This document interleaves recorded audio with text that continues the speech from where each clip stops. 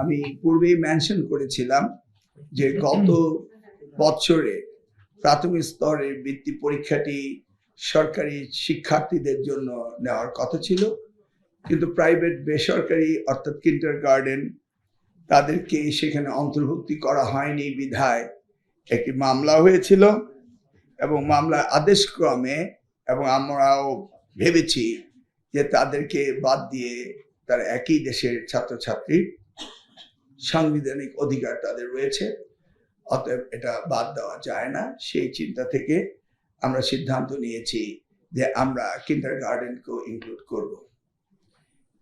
এখানে দুইভাবে করা যেতে পারত। আমরা মন্ত্রণালয়ের মাননীয় প্রতিমন্ত্রী বসে আমরা সিদ্ধান্ত নিয়েছি একই দেশে একই শিক্ষা ব্যবস্থা, সেই কারণে আমরা একই প্রশ্নে আমরা এই বৃত্তি পরীক্ষাটি নেব।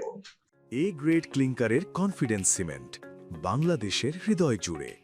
তবে সরকারি শিক্ষার্থীর সংখ্যা বেশি, সেই কারণে আমরা 80% বৃত্তি আমরা দিয়ে দিব সরকারি ছাত্রছাত্রীদের, আর 20% আমরা দিয়ে দেব বেসরকারি অর্থাৎ কিন্ডারগার্টেনের।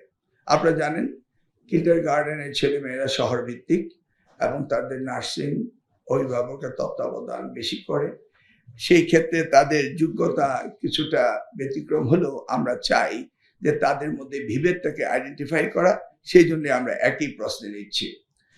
এবং বৃত্তির হার যেটা রয়েছে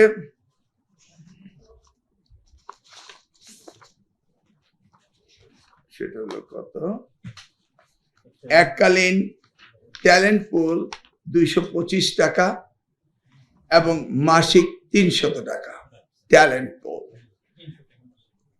এটা আমরা মাসিক 300 টাকা করে দিব। আর দ্বিতীয়টি হচ্ছে সাধারণ, সেটি হলো এককালীন 225 এবং মাসিক 225 করে দেওয়া হবে। এখানে আমরা আগামী দিনে বৃত্তি বাড়ানোর চিন্তা করব আগামী বৎসরে, সেই ব্যাপারে আমাদের ভাবনা রয়েছে। আমাদের মোট বৃত্তি হলো 82,500, ট্যালেন্ট পুলে হলো 33,000 এবং সরকারি 80% হলো 27,500, আর বেসরকারি 20% হলো 5,500, আর সাধারণ বৃত্তির সংখ্যা হলো 49,500, সরকারি 80% অর্থাৎ 41,250, ইউনিয়ন এবং ওয়ার্ড ভিত্তিক দেওয়া হবে।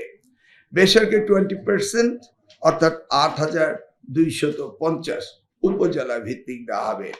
প্রতি ইউনিয়ন ওয়ার্ডে 5টি, 2 জন বালক ও 2 জন বালিকা এবং বাকি একটি মেধায় হবে। বিদ্যালয়ের এটা তার দরকার নেই।